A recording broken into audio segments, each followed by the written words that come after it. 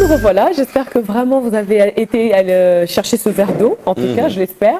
Et nous poursuivons, n'est-ce pas, parce que là, nous allons parler bien-être. Souvenez-vous qu'au sommaire, nous avons parlé des chats, ces animaux de compagnie que certains utilisent, en tout cas comme étant cet animal de compagnie qu'on peut avoir dans la maison et Très tout, bien. et que d'autres utilisent un peu comme prédateurs, des souris, des rats qu'il peut avoir dans la parcelle, dans la maison, et parfois de manière un peu cruelle aussi dans les boutiques. Mais bon.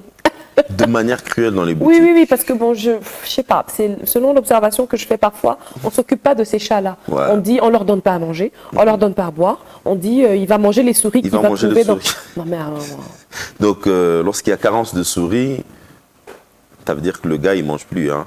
Puis on a un chat vagabond après. Non mais attendez, là aujourd'hui on va, oui vraiment, on va faire le point là-dessus parce que, on fait le point, mais dans la rubrique bien-être, on va parler du chat. Oui, le chat, il est très aimé par certains, un peu détesté par les autres, mais quoi qu'il en soit, avec notre médecin vétérinaire qui est l'invité du jour, Dr Béa Beniguela, que nous invitons, nous allons en parler. Bon matin. Bonjour madame, bon matin à tous.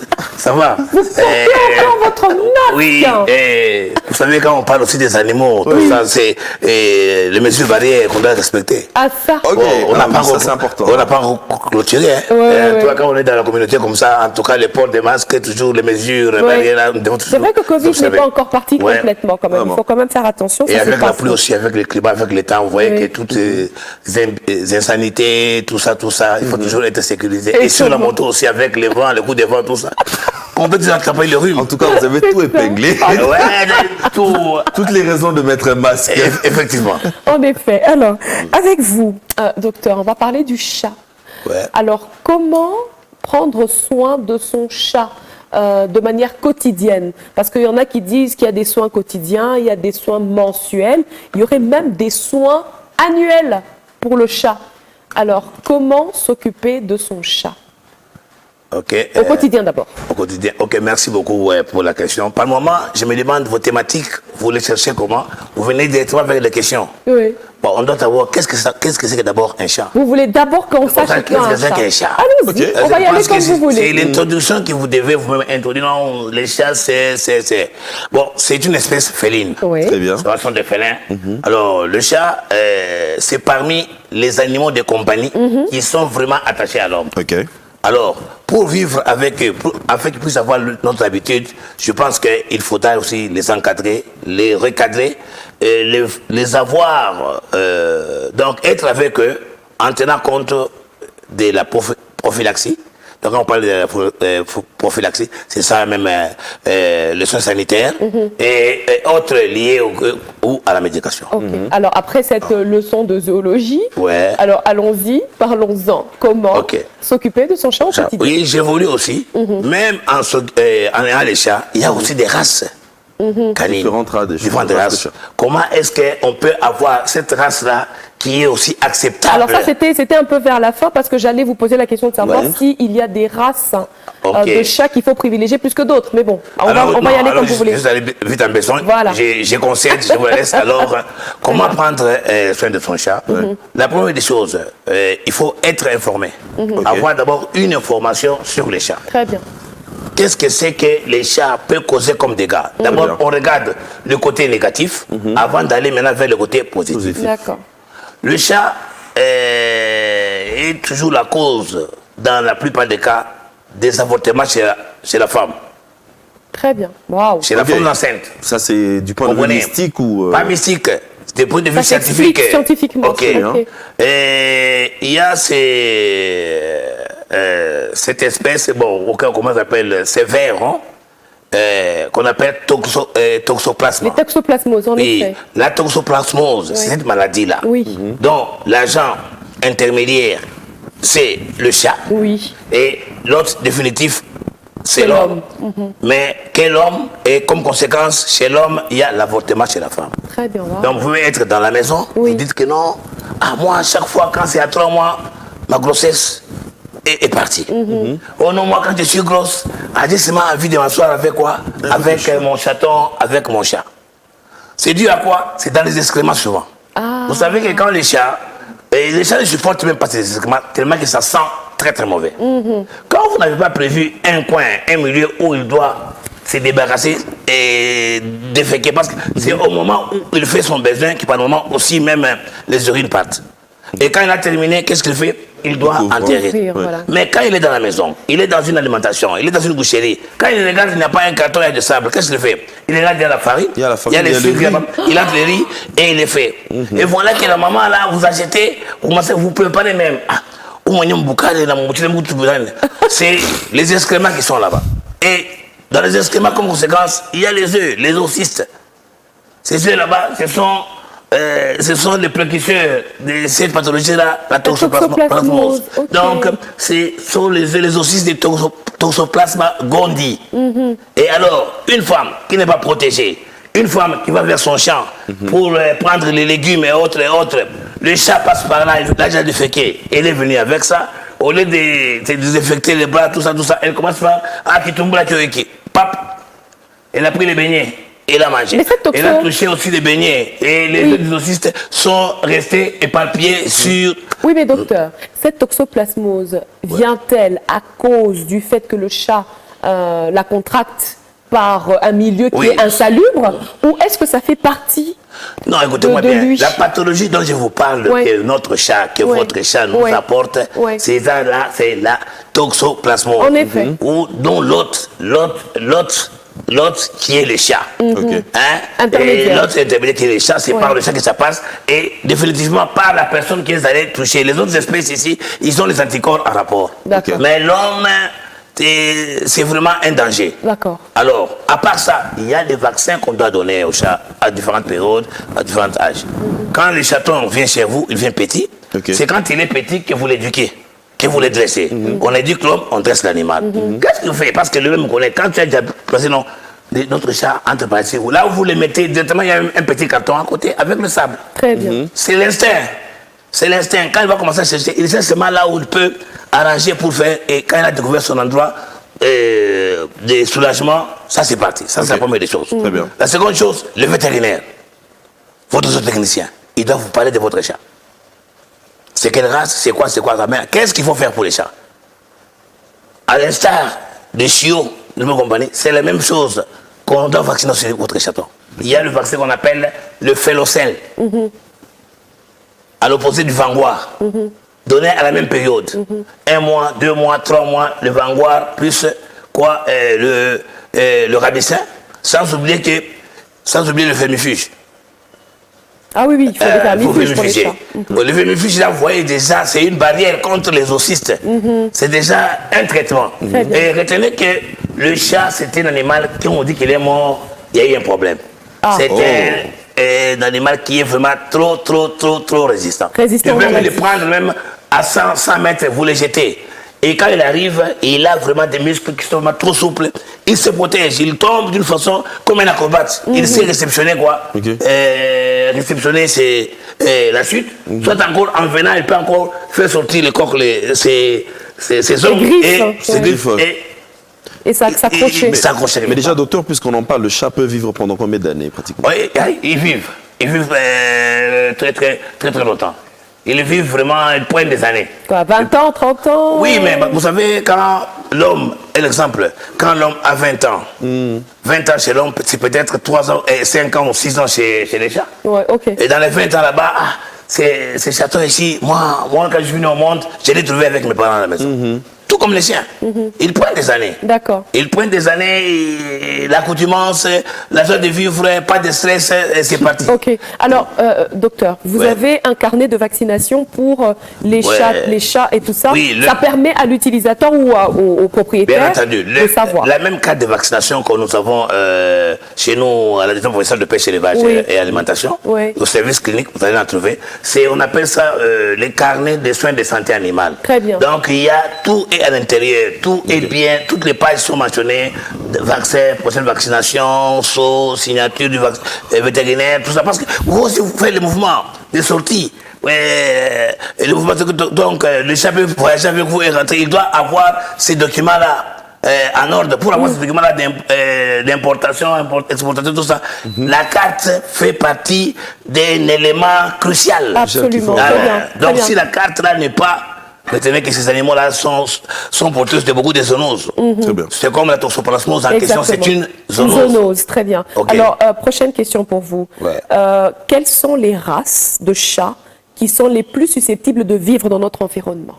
Ok, vous savez, pour les races de chats, j'ai même travaillé dans le monde anglophone et je m'attendais de faire cette question-là, mais je peux mélanger les races. Et il y a les brindles. Les brindles, ils sont comme le chien, comme encore les tigrés, Oui, oui, oui. les pédigrés. Ok. Il y a ce qu'on appelle feral cats. Les feral cats, ce sont les chats ordinaires qui sont dehors. Les minouches. Les chats sauvages. Très bien. Feral cats. Ok. Et ils se battent, ils dérangent la nuit, tout ça. Quand vous les mettez, vous les adoptez dans la maison, mais ils ont tendance d'avoir une vie externe. Très bien. À cette période-là, il s'est dit non, en tout cas, trop c'est trop. Je pars. Ah, je suis parti. Ok. Ce sont les chats sauvages-là qui sont bien consommés par. Il y a des gens qui mangent les chats. Oui, même les Chinois en mangent. Il y a quand même des élevages de chats juste C'est méchant de manger un chat. Bon, vous comprenez, il y en a qui bouffent. D'ailleurs, c'est une activité à Kinshasa. Oh, Chaque week-end, là, moi, quand j'étais là-bas, Oui. il y a la jeunesse là. Donc, chaque samedi, Ouais. ils se regroupent pour manger les chats. Oui, moi, je passe, c'était une fois là, c'est Aremabaya. Juste en entrant vers Zela Basingawana, mais en train de Kotumbango bien. Donc, il faisait bien. De manger de la viande de chat. Non, les cabris. Et de l'autre côté, il y a aussi quelqu'un qui vend les cabris. Mais qui dit que l'on ne peut aussi mélanger les petits morceaux de quoi des chats, vous qui aimez les michopos, sûrement que vous avez déjà goûté sans le savoir. Non, non, non, merci. Ah, Mais ok. bon, voilà, on continue avec les races Alors, de chats. oui, oui, alors il y a les toy-toy. Ok. Ouais. Il y a les toy-toy. Il y a les ginger cats. Très bien. Ginger cats, c'est comme les léopards. Ah, Ah oui, c'est comme les léopards. Et les toy-toy, donc les ginger cats, ça, ils sont là bien. Je vous allez sentir que non. Même si un rat passe, il est en train de regarder les rats ou bien la souris. Il n'attaque pas.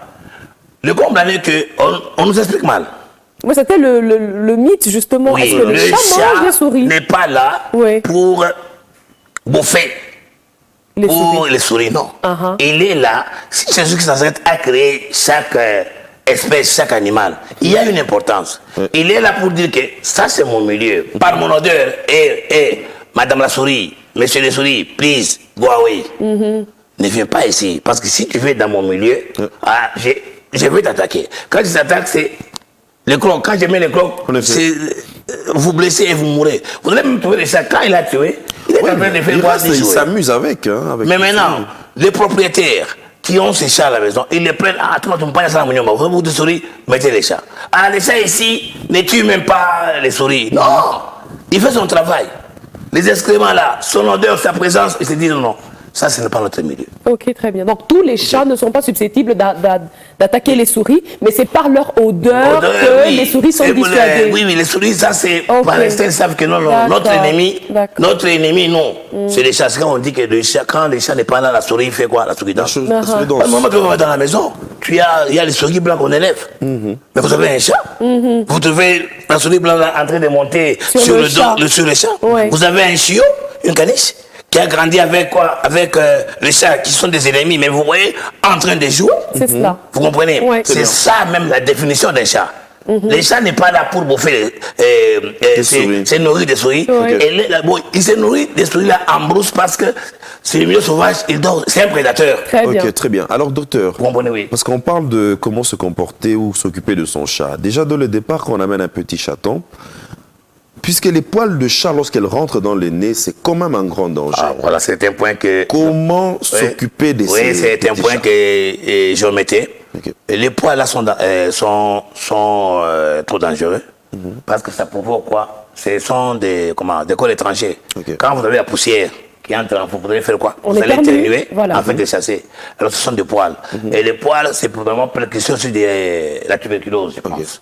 Waouh. Oui, les poils là, ce n'est pas vraiment bon. C'est pour cela qu'il faut toujours faire un toilettage. Voilà. Le toilettage, c'est comment vous êtes là en train de vous porter vos gants, vous brossez votre chat. Surtout pas à l'eau, hein, parce qu'il Non, non, d'ailleurs, lui-même là, il est trop propre. Quand il a déjà touché la saleté, vous voyez, il est là Lui-même, à chaque ouais. état en train de se lécher, donc de faire son toilettage.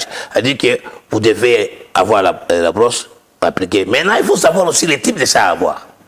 C'est-à-dire qu'il y a à long poil et à court poil. Ceux-là qui sont en poil, le poil ne sont pas... ils sont soft, tendres. Oui, oui, très bien. Maintenant, ceux-là qui sont en coupe-poil, les poils sont rigides, sont fermes. Alors, quand il fait chaud, la température aussi fait que il y a une alopécie. L'alopécie, c'est la chute involontaire des poils. Oui, voilà. Ça chute. Quand l'essai est passé, voilà. Là, pendant la période de la chaleur, automatiquement, ces poils commencent à tomber pour régénérer. Okay. C'est comme l'hibernation. Hein? Oui, oui, oui. Ouais, pour c'est un régénérer. peu comme nous aussi, la peau qui se Oui, régénère. maintenant, quand tu fais aussi la fièvre. Ouais. Ah oui, quand tu as une forte fièvre, les tiens que vous allez voir sont des signes. Okay. Parmi les signes cliniques que tu peux voir quand votre médecin vous appelle un animal qui fait la fièvre, on vous dit que non, les poils laisse les poils partout dans la maison. Ou bien un chat partout dans la maison. Tu dis, comment? Non, tous les jours. Bon, il mange. Non, il mange pas de ça. Ah, je comprends. Non. Il fait de la fièvre. Si la température ambiante est bonne, je ne vois pas pourquoi est-ce que les poils peuvent commencer à tomber. D'accord, donc, très bien. Notre chat est pathologique, il commence maintenant à faire signe d'une élévation quelconque de température. Alors, docteur, on se retrouve dans un cas où parfois les chats, quand ils ont mangé aussi des mauvais aliments, ils se mettent à vomir un peu partout. Et parfois, ça fait vraiment peur. Ils ne vomissent pas, ils régurgitent. Alors, que faut-il faire dans ce genre de situation? Non, quand il régurgite, il écarte ce qui n'est pas bon. Ça, c'est réaction anticorps. Ça met tout le monde en panique, hein? Non, c'est tout à fait normal. Le mieux à faire, si vous ne tolérez pas, vous le dégagez seulement, qu'il aille faire ça loin. Bon, vous pouvez le laisser le faire, quand il a terminé, vous portez les grands parce que c'est l'animal de compagnie. Moi, personnellement, j'observe toujours. J'aime cette étape-là. C'est votre métier aussi, quand même. Bon, il y a aussi, quand on a besoin d'avoir de l'expertise, on peut le savoir par les accidents qui arrivent. Par moment, tu es là, et il y a la maison qui se brûle. Tu n'es pas pompier, tu regardes comment est-ce que les gens en sont venus pour voir comment on peut intervenir, comment on peut faire, Très bien. Alors, toute dernière question pour finir. Ouais. Est-ce que les asthmatiques devraient rester loin des chats? Très bien. D'abord, qu'est-ce que c'est que l'asthme? C'est une pathologie. Et cette pathologie-là, elle se manifeste par quoi? Ça dépend, ça peut être le stress, ça peut être le froid, ça peut... Oui, c'est juste le froid. Je pense que ces poils-là n'ont pas de lien avec le froit. Certains disent que quand on respire... On veut aujourd'hui éclairer tous les mythes. Voilà. On respire les poils de chat. Non, de l'impureté. Est-ce que même quand tu dois respirer, les poils de chat sont par terre pour que ça arrive au niveau du nez. Il faut que tu ailles aussi vers une certaine distance. Ou bien qu'il y ait peut-être un Non, mais sur le fauteuil, oui, par sur exemple. Le fauteuil, oui. Voilà. Oui, mais pour quitter, pour venir, il faudrait quand même... Parce qu'il y a aussi les poils au niveau oui, ça bloque. Vous comprenez? Il y a aussi une structure, une barrière pouvant aussi vous protéger pour que les animaux de compagnie avec qui vous êtes ne puissent pas précurseurs de pathologies ou d'être un danger permanent tant qu'ils sont appelés à vivre avec vous. Donc ça n'a rien à voir avec rien à voir avec Ok, maman, ça n'a rien à voir. Je ne veux pas, en tout cas, s'il y a un médecin qui peut me contredire, il m'appelle, il me dit un médecin, mais en tout cas, il n'y a aucun rapport entre l'asthme et les poils du chat. Merci beaucoup à vous, docteur Beya Beningela. Vous êtes médecin vétérinaire? Oui, je suis médecin vétérinaire, assermenté. Si vous allez sur la page Google de l'ordre de médecin vétérinaire, je suis au numéro 008/03, l'époque où j'ai fini mes études. Sans oublier que je suis le chef de bureau provincial des organisations paysannes et professionnelles de pêche et élevage à la division provinciale de pêche, élevage et alimentation dans les Hauts-Katanga. Je suis le numéro 1 au ministère national de pêche et élevage. Un service spécialisé et des métiers du secteur pêche et élevage. Merci beaucoup à vous, docteur. On vous retrouve très prochainement pour d'autres questions similaires. En tout cas, c'est avec plaisir. But I'll be happy if sometime just come for those topics in English. So guys there online, they'll be watching us. Parce que vous savez, vous êtes aussi en ligne.